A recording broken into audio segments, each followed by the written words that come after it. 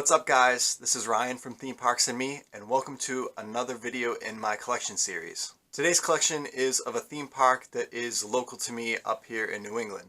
It's also a theme park that is very near and dear to my heart. I'm talking of course about Storyland in Glen, New Hampshire. For those of you who don't know, Storyland opened in 1954 and was the idea of husband and wife Bob and Ruth Morrill. They wanted to open a theme park that was based around traditional nursery rhymes. In its early years, Storyland was a very simple theme park, but as time went by, the park eventually expanded in both its size and what it was all about. At the front end of the park, where the main entrance is, there's kind of this old-fashioned-y, turn-of-the-century theme, as well as the obvious nursery rhyme theme. But as you progress towards the back of the park, things really seem to open up and the themes become more diverse. There's a royal court, there's a Mexican village, there's even a whole area themed to Under the Sea.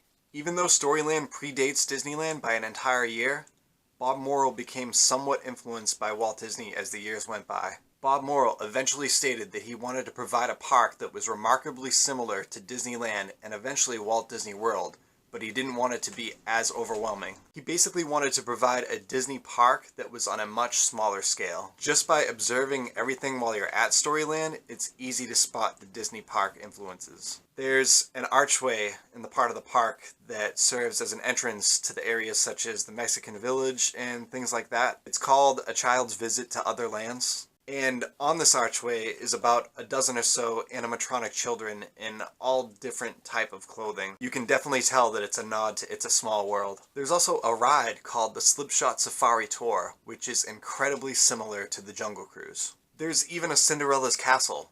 Storyland as a whole is so special to me because it is the first theme park that I had actually been to. I had been to other amusement parks before then, such as Canterbury Lake Park, but Storyland was the first actual theme park that I had visited. Overall though, I'd have to say that the number one reason why Storyland is so special to me is because of one ride.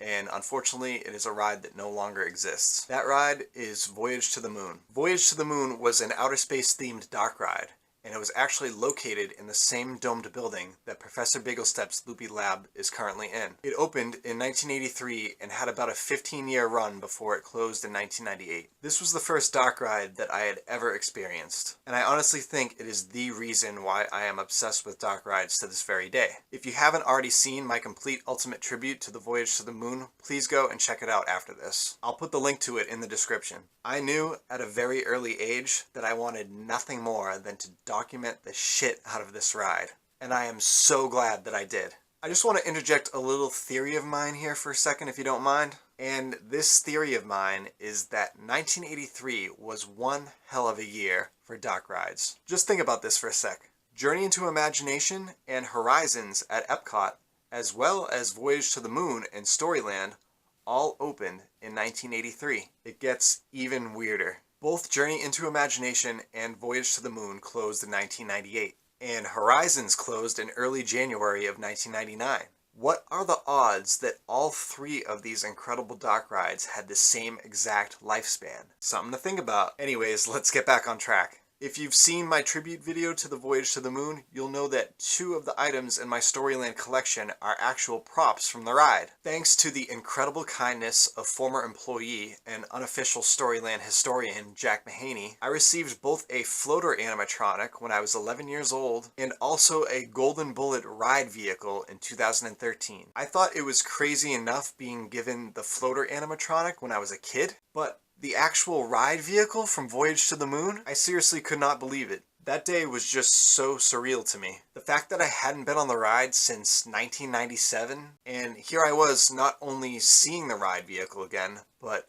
actually sitting in it and pulling the lap bar down, I was in heaven. That day will seriously go down as one of the best days of my life so far. Thank you again, Jack, for everything. It means the absolute world to me. The floater animatronic is in storage, and it is actually in such a fragile shape right now. I literally don't even want to touch it until I can find a permanent home for it. And the Golden Bullet ride vehicle is currently being stored outside. I've actually shrink wrapped it, like you would do to a boat during the winter. Once again, I'm just waiting for the day when I can permanently store both of these items in my house. Okay, enough rambling, let's go on and see the collection. So if any of you have seen any of my other collection videos so far, you'll know that I am ridiculous when it comes to brochures, and this is just a small portion of the Storyland brochures I've collected throughout the years. This brochure is actually the oldest Storyland brochure that I have.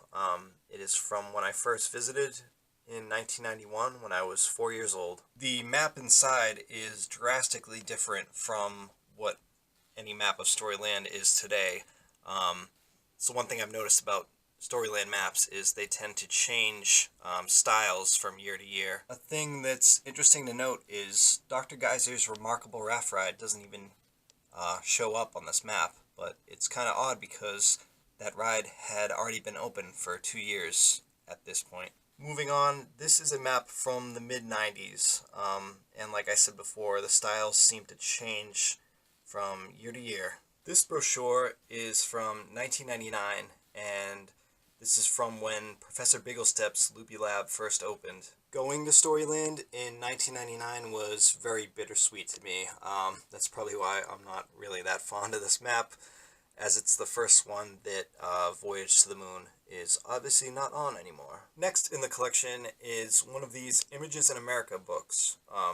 You can get these for a lot of towns, probably your hometown, things like that, but they actually made one of these for Storyland. This might be the oldest item in my collection. It looks like it's from either the 50s or the 60s, and I believe this was my mother's. I don't know what this was exactly, but if you open it up, there's a description of the park, as well as a series of color photographs. This is basically the same thing as that other item I just showed you. However, this is from the mid-90s. There's color photographs of things like bamboo shoots, the antique German carousel, and stuff like that. This is actually a Storyland coloring book.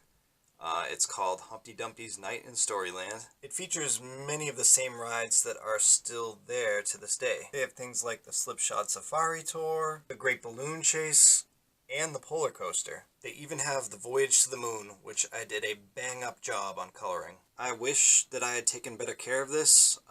It's probably the way that it is because of how often I looked at it. But this used to be a souvenir book.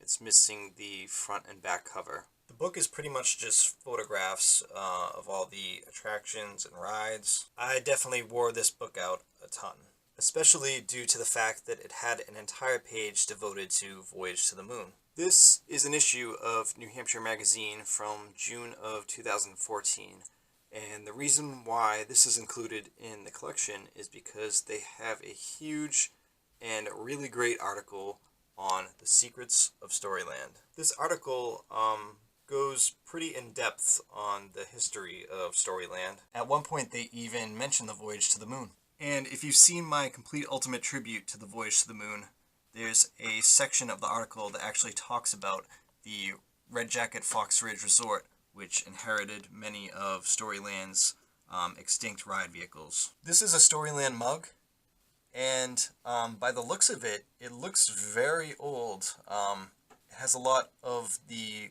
sort of vintage rides from Storyland if you look around the edge of it.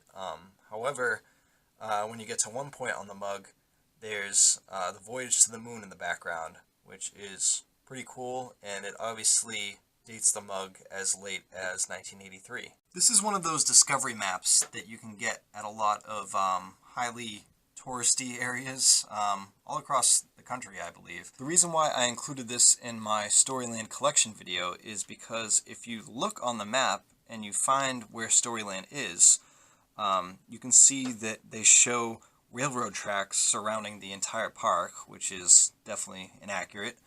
But they only show 4 landmarks within the railroad tracks, and it's kind of a bit interesting, the landmarks they choose. There's Cinderella's Castle, there's a swan boat, one of the little individual swan boats, some other building, old-timey looking building, and the Voyage to the Moon, which is very weird. It's it's colored green, the dome is colored green, and the cannon is like this dark blue. And I just find that really odd because the cannon has been removed since 2010.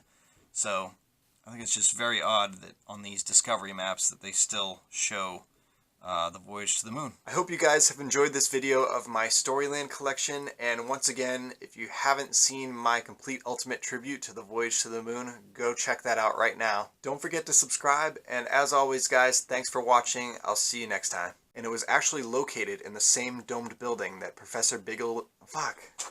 Stupid. Why do they have to have stupid, such long names of things? What's the name of it? Professor Bigglestep's Loopy Lab. It's like Dr. Geyser's Remarkable Raft Ride. Like, you don't need to have a 8-word long ride. Oh yes! Oh my god!